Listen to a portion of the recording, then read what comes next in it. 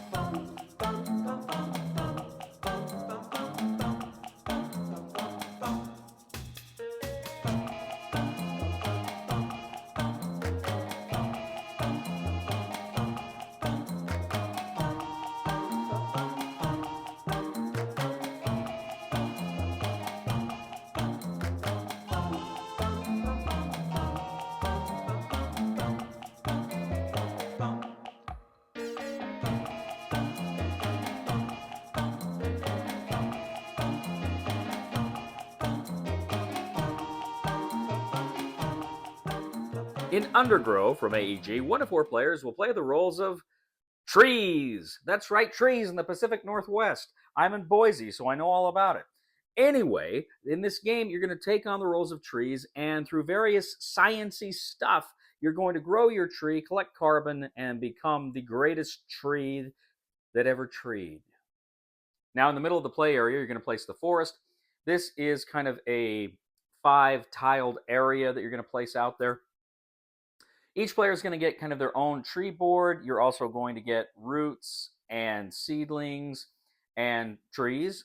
And you're also going to get a number of resources like carbon, potassium, nitrogen, phosphorus. And these, of course, are cubes, except for the carbon. They're little discs.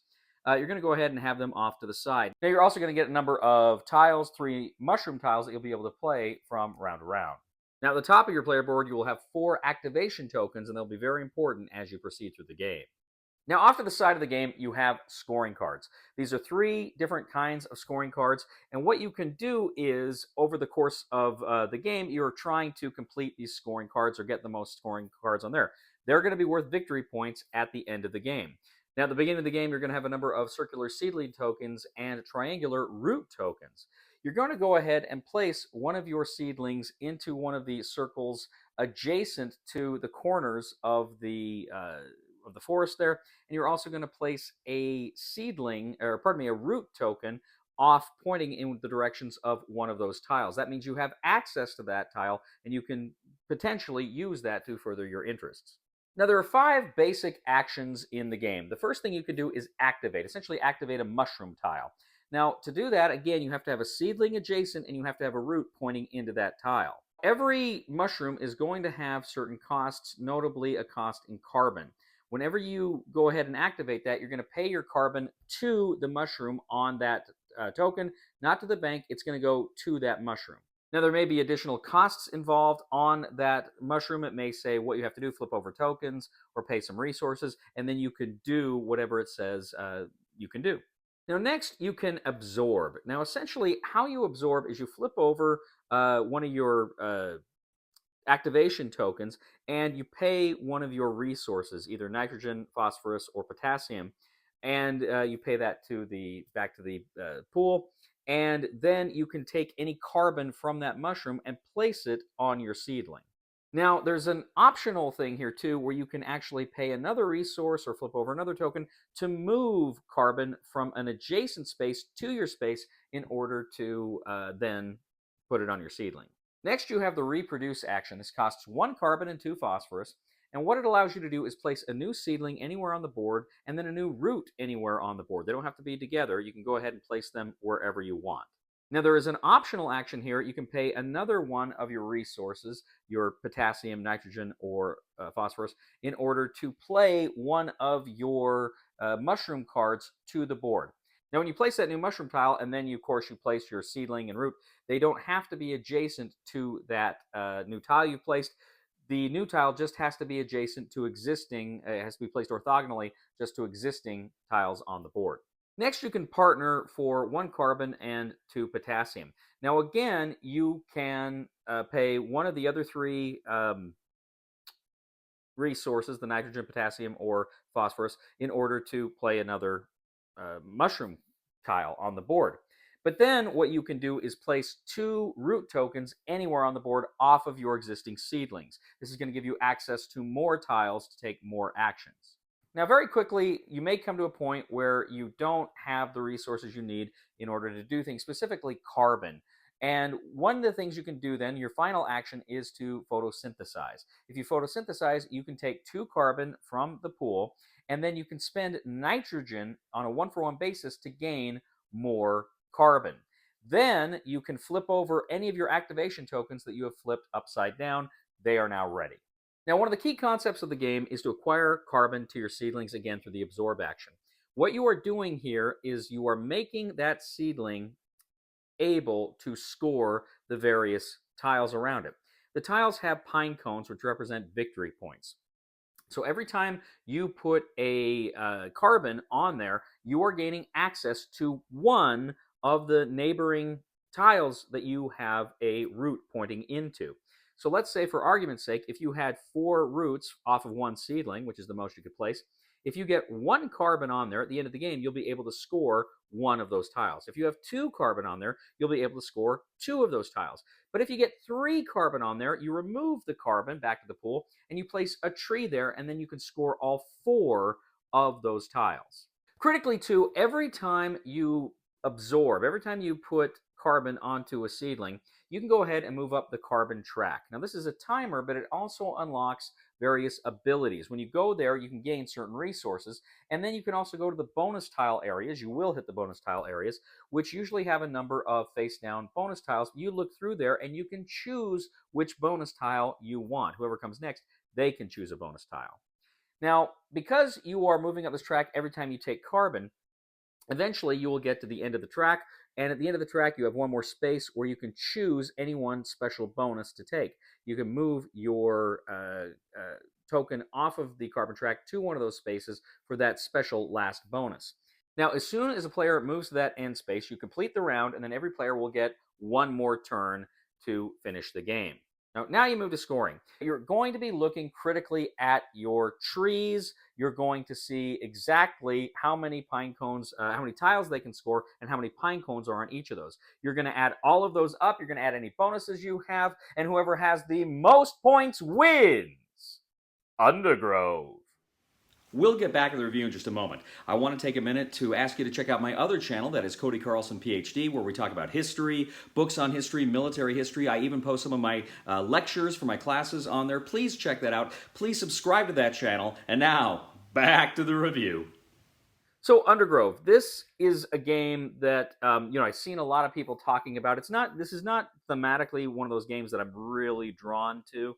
Kind of these nature games, although I've played some I've really enjoyed quite a bit, like Earth and Wingspan, which the designer here also designed, Elizabeth Hargrave.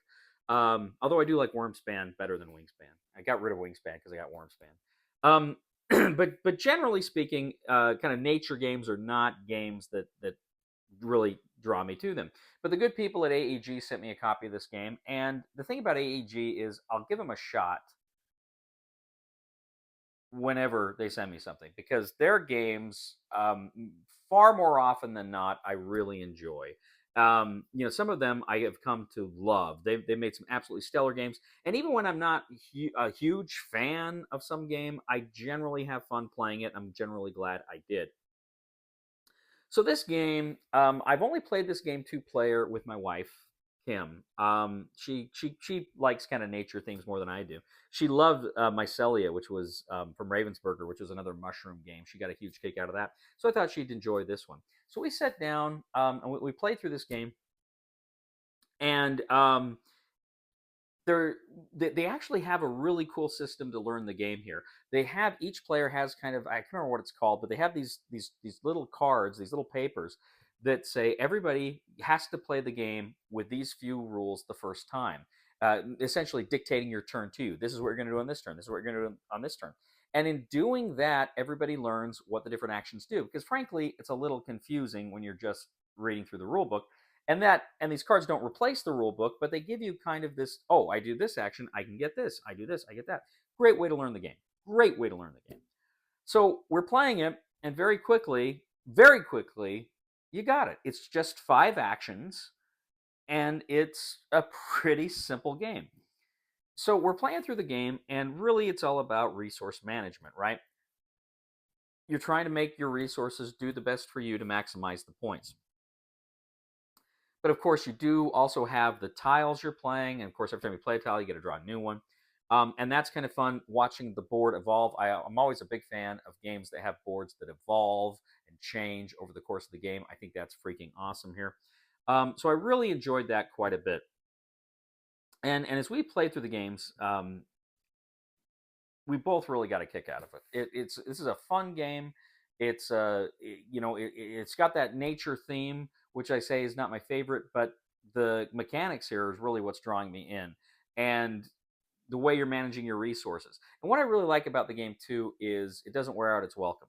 It's a relatively quick game, and especially once you get the idea of it, its turns are boom, boom, boom, boom, boom. Especially where she and I have only played 2-player games.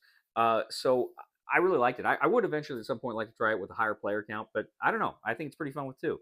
I don't know. I don't know that I want to play this solo. I'm sure some people that would appeal to them. It doesn't really appeal to me. I've got no desire to play it solo, but I think this is a fun 2-player, and like I say, I wouldn't mind a higher player count.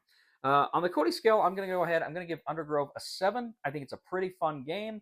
Definitely going in the collection. I'm sure we'll get this one out and play it again and again. Well, thank you once again for joining us today on The Discriminating Gamer. As always, I ask you to please check us out on social media, on Facebook, on Twitter. I would ask you to please like and subscribe to this video and our channel. That would mean a lot to us here. And also, too, if you could please give us a thumb on Board Game Geek for this video, that would also help us out a lot as well. If you like this channel, please check out my other channel. That is Cody Carlson, PhD, where we talk about history, military history, books on history. I even post some of my lectures on that channel. Please check that out. Please subscribe. It would mean the world to me. And if you really do enjoy the content we bring you here on The Discriminating Gamer, I would humbly ask you to click on the Super Thanks button and leave a tip. I recently rubbed some ketchup into my eyes. Not a great idea in hindsight.